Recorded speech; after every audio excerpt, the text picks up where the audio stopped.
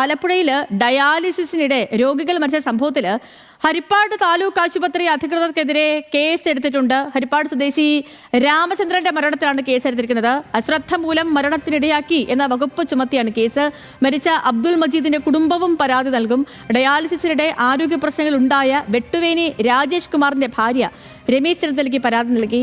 അമൽ സുരേന്ദ്രൻ വിവരങ്ങളുമായിട്ടുണ്ട്. അമൽ, എങ്ങനെയാണ് നടപടികൾ?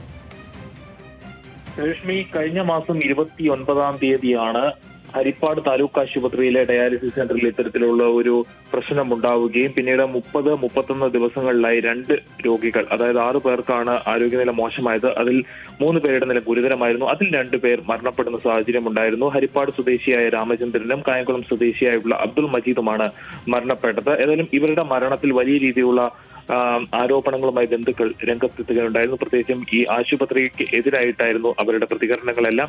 അതിൽ ഇപ്പോൾ ആശുപത്രി അധികൃതർക്കെതിരെ നടപടിയെടുത്തിരിക്കുന്നു.